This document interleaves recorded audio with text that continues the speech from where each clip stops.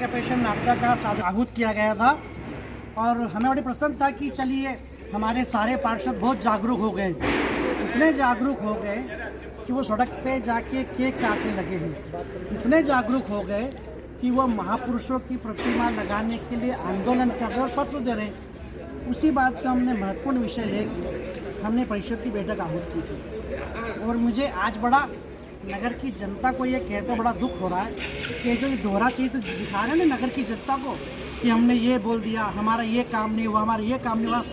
आज मैंने मीडिया के माध्यम से संपूर्ण बातें स्पष्ट करी है और ये सब बताया है कि अभी तक हम परिषद में कितने प्रस्ताव परिषद के माध्यम से लेके आए और कितने परिषद हम PIC के माध्यम से लेके आए। अब जबरदस्ती जनता बेवकूफ़ बना रहे हो, बताइए कौन सा काम नहीं हुआ। मैंने आज पूरा कच्चा चिट्ठा आज परिषद के माध्यम रखा है, कोई भी बोल नहीं पाया, ये कुछ है ही नहीं बोलने के लिए, केवल और केवल जनता गुमराह करना और इस नगर के विकास में बाधा बनना, रोड़ा बनना, जनता को दिखाना कि हम रोड बनाना चाहते हैं, केक काट रहे हैं। और अब जब हम प्रस्ताव लेके आते हैं तो यहाँ विरोध करते हैं। तो मुझे बताइए कौन से जनप्रतिनिधि है, ये कैसे जनप्रतिनिधि? अरे अच्छे जनप्रतिनिधि होते ना, आप तो आपके तक यहाँ बने ही आप हम आपके साथ में, लेकिन विरोध कर दिया केवल और केवल राजनीति के माध्यम से। एक और बात आप जानना चाहूँगा मैं कि पानी की टंकी, उन्हें यही नहीं पता है कि पानी टंकी PIC को तोड़ना चाहिए। अरे कम से कम इतना ध्यान रखो, पानी की टंकी यदि PIC में तोड़ना होती तो हमको चिंता है नगर की जनता की, हम चिंता करते हैं दिन रात। इसलिए हमने माननीय SDM महोदय, कलेक्टर महोदय को 7-8 बार पत्र लिख के इस पानी की टंकी को तोड़ने का हमने अनुरोध किया।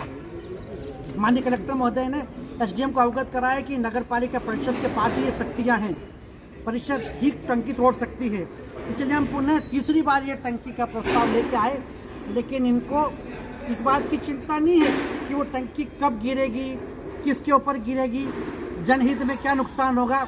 और मैं इनको बताना चाहूँगा कि धारा 83 में स्पष्ट उल्लेख है कि यदि कोई ऐसी जनहानि होती है तो उसके लिए वो स्वयं जिम्मेदार होंगे जिन पार्षदों ने आज अपनी असहमति जताई है। तो बाकायदा हमने नाम से ही नोट किए। मैं धन्यवाद देना चाहूँगा उन 13 हमारे सम्मानीय पार्षदों को जो नगर के विकास में इस परिषद के साथ में खड़े हैं। आप एक तरफ केक काट रहे हैं और हम जब कह रहे हैं तो आप विरोध कर रहे हैं।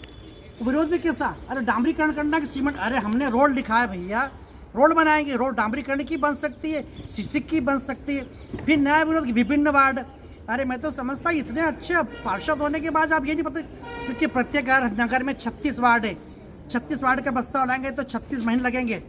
इसलिए हम ये लेके आए कि पूरे नगर में एक साथ बना दे, लेकिन उनको यही नहीं पता है। तो मैं क्या कहूँगा आपके सामने।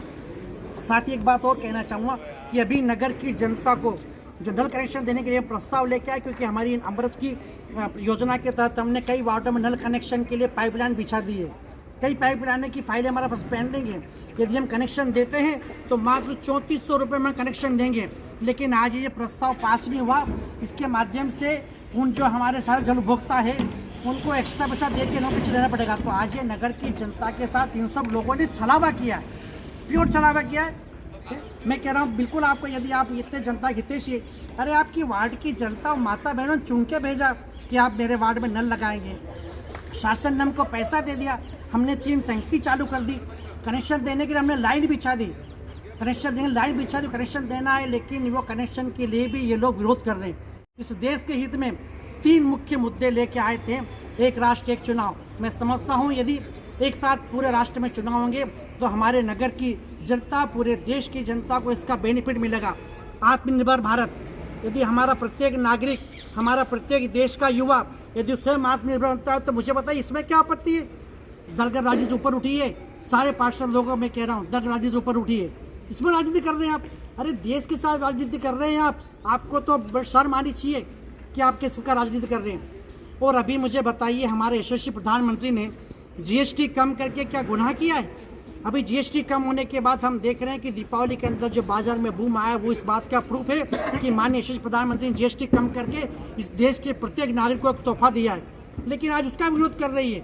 इन प्रस्तावों का, चूंकि ये शासन के प्रस्ताव थे, ये प्रस्ताव हमारे केंद्रीय प्रस्ताव थे, इन सब प्रस्ताव पर तो इनको जनहित में ही हाँ भरनी चाहिए थे, लेकिन पता नहीं क्या है इनको।